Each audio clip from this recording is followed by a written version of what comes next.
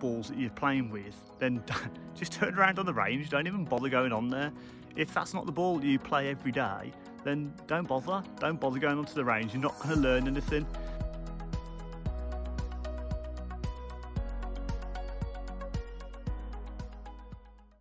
Hey guys, welcome back to the channel. What I want to do today was test out the wedges. So I've already done my driver to my 8-iron. When my launch angle got high, so above 30 degrees, the Rapsodo MLM really struggled to pick up the ball, which is a bit frustrating because some of the shots that I hit with my wedges and my 9-irons were pretty good. So I'm hoping in a more controlled environment of the range, we're going to be able to fix that today. That's what we're trying to do. The idea of this, the purpose of this, is so I can map the rest of my bag.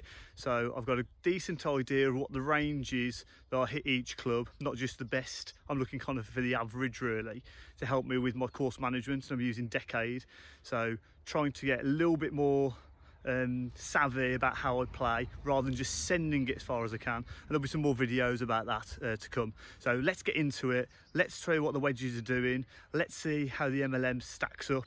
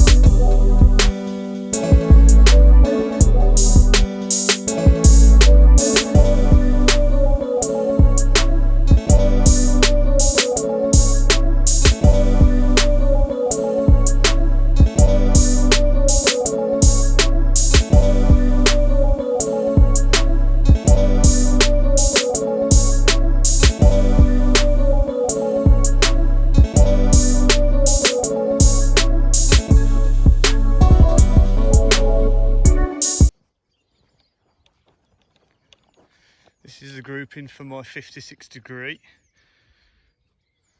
This is my grouping for my 52. So 1, 2, 3, 4, 5, 6, 7 shots there.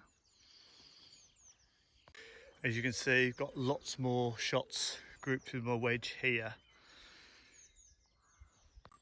So first part of the practice, I've just done it on the practice range, just trying to get a bit of a feel for my wedges and kind of where my game's at really. Wedges, so from pitching wedge, 52, 56, I've kind of, with my 56, not really used it from the fairway. I've used it for bump and runs. I very rarely play it full, but as you can probably see from the shots that were captured, I just get a bit too high launch. And what I'm finding with the Rapsodo MLM is when I get really high launch off a wedge, so we're talking over 35 degrees, the ball just isn't getting captured. We're missing that reading. So I was getting ever frustrated as the session went on. I was hitting ball after ball after ball and it just wasn't picking it up. Now that might be a little bit of user error on my part, but I think that when these devices are capturing, it's trying to find out what works. So what I'm going to do is I'm going to go to the net, set up exactly the same for every single shot, but same ball position, same line, same swing, and we're going to see if we're any more successful capturing any more shots with the 46, the 52 and the 56. But what I am quite happy about is you've just seen the videos of the 46, 52 and 56. They're all kind of fairly close bunched together. I mean, our range is a little bit downhill, so it can be a bit deceptive, but all the balls are there or thereabouts in the same area. What I think is going to make for interesting reading is you did have a massive misread on one of my wedges. I'm going to have a little bit of a look into why that is, but it got my ball speed completely wrong. It did recognise that I was taking the 56, but kind of got driver numbers. I'd probably be quite happy with those as driver numbers really. So yeah, we're going to have a little bit of look into that. But like I said, what we'll do is we'll go over to the practice area, into the mat, and we'll see if the mats are any different to the practice range using the grass.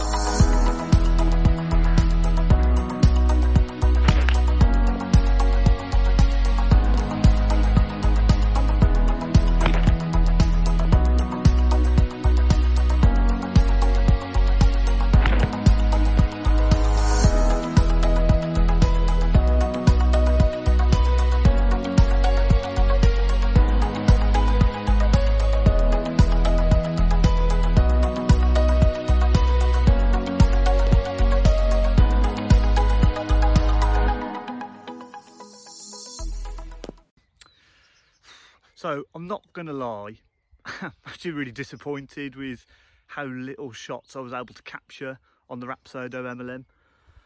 I've tried it on the range. I also tried it in the net, doing exactly the same place every time. Now again, it could be me. It might be that the net's not flat enough.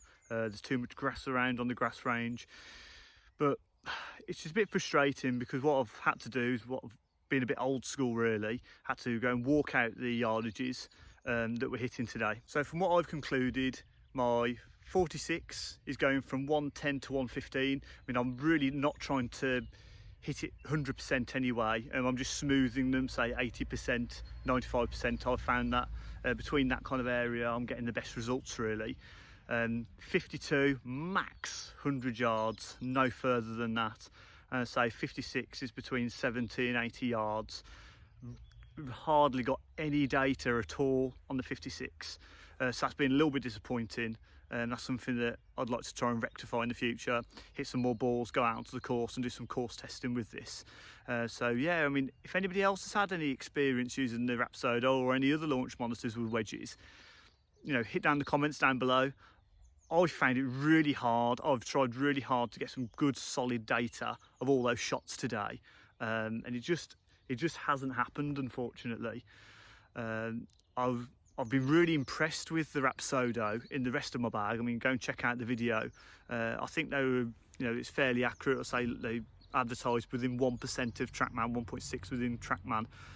I couldn't dispute that. I think that's, you know, that's fair, but like I found the first time I used the launch monitor, and I've used it in practice off camera as well, it just really struggles with wedges. It might be something to do with the way I'm setting it up, it might be something to do with my technique, but certainly I found as soon as you get that high launch angle, I'm fully expecting the launch monitor not to capture it. I mean, that's something I've got to work on. You don't want your wedges coming out high. So yeah, so if anybody's got any experiences, same as me. And as I almost forgot, for anybody wondering what balls I've been using a Callaway Chrome X, but they're practice balls. So I found these on the internet. They were 50 balls for £20. Apparently XPGA Tour, I mean, who knows? I mean, there could be, there might not be. And the vast majority of them, so 49 of them, 48 of them, have been absolutely perfect. Just a bit muddy, a bit dark, so I'd well advise it. But for anybody wondering if it was worth doing for them, annoyingly can't find the ball now, but the ball had a bit of a cut in it, and you could see the actual core, you know, the cover had completely ripped off. But 40, so like I said, 48 balls out of 50, that ain't bad going. Say for less than 50p a ball, bit of a bargain really, especially when people are turning up with a titanium M2, a Tour TX, a Commando 3. I mean, if these are your golf balls that you're playing with, then just turn around on the range, don't even bother going on there. If that's not the ball that you play every day, then don't bother going onto the range. You're not going to learn anything.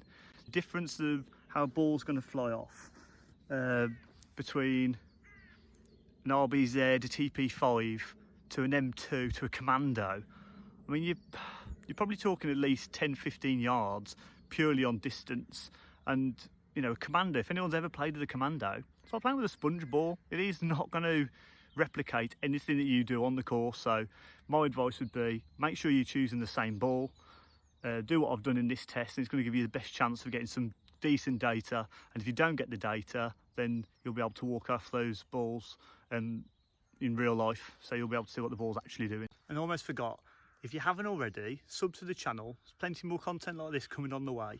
I'm just showing my journey of how I'm trying to improve my golf.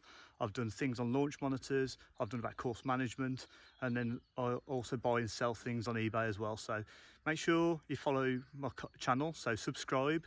If you've had an experience of this with launch monitors, then please get in contact with me. Great to hear from you.